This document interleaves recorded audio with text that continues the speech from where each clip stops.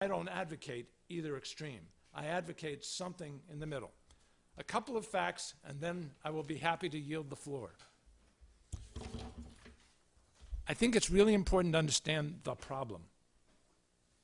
If we simply take publicly available documents, our warrant articles, and by the way, Mike, I have the answer to the question right here in front of me about the dollars that are available to the schools above and beyond the 25 million or whatever the number is, okay? The problem is there's dollar for dollar expenditures associated with all those dollars, and every grant that we get is added in assets to our instruction, to our teachers, to our educators, to benefit our children. So while it's a significant number, unfortunately a declining number, there's a dollar for dollar expenditure associated with the revenue, so it doesn't really help the problem. But I'll be glad to share that with you.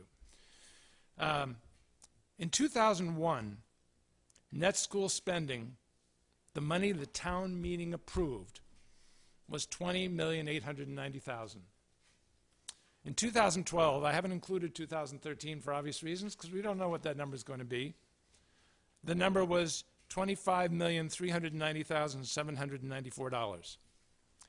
A simple financial calculation, which Excel does just like that, it calculates the compounded annual growth rate, CAGR for those financial people in the room, so that you can have a sense of just what kind of annual growth does that represent.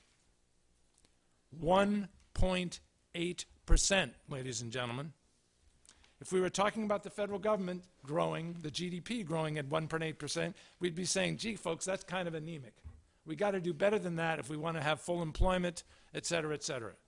1.8% is what this town has been, the growth rate for education spending in this town for the last 12 years. By the way, transportation, 1.2% compounded annual growth rate. By the way, this town, under Mr. Andrews' leadership and several other town administrators, 1.5% for the department spending. Okay? This isn't an analysis. This isn't some complicated thing. This is simply taking the numbers that are in our warrants and comparing them over the last 12 years. Nothing fancy about this. These really are, ladies and gentlemen, facts.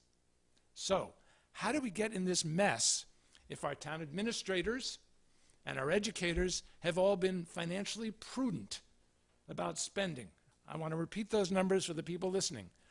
1.8% for education, 1.5% for the town government department spending.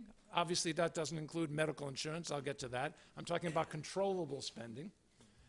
And 1.2% for transportation. How do we get into that mess? By the way, it's not really a revenue problem in terms of controllable revenue in this town.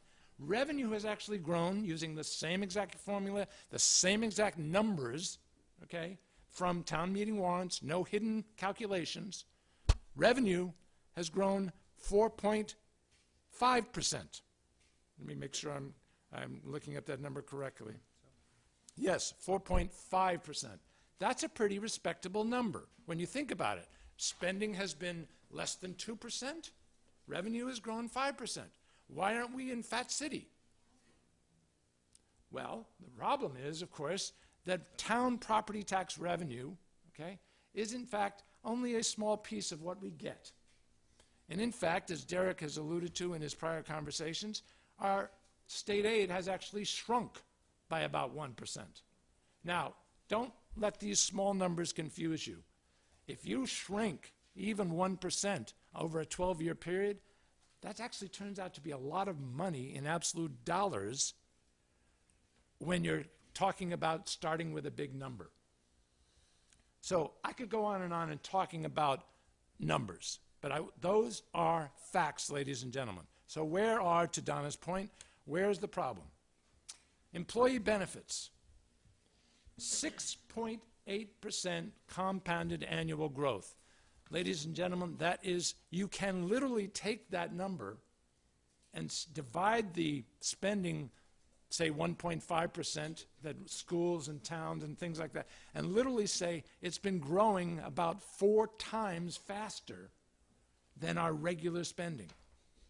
Other fixed costs, mostly insurance, a relatively small absolute number, but if you have to pay it in absolute dollars, it's still hundreds of thousands, 5.4%.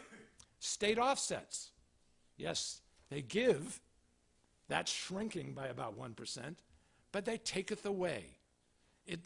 Those state offsets are growing 6.1%. I did another little calculation. All I said was, if those three categories had simply grown at the rate of our revenue, not at the rate of our spending, that would have been too much to ask. Our rate of our revenue, which is 4.5% over those 12 years, how much would we have saved for this in fiscal year 12? $2.366 million is what we would have had more to spend in fiscal year 12 if those three categories had only grown by the rate of our revenue, which is 4.5%. If they'd grown at the rate of our spending, we would be rolling in money. But we're not, and they're not. So those are facts. I think we could spend every Saturday morning until town meeting and then some and debate whether it's fair to anybody, especially the taxpayers of this town. It's not. But last time I checked, there wasn't somebody in charge of fairness. It just is. This is a reality check. So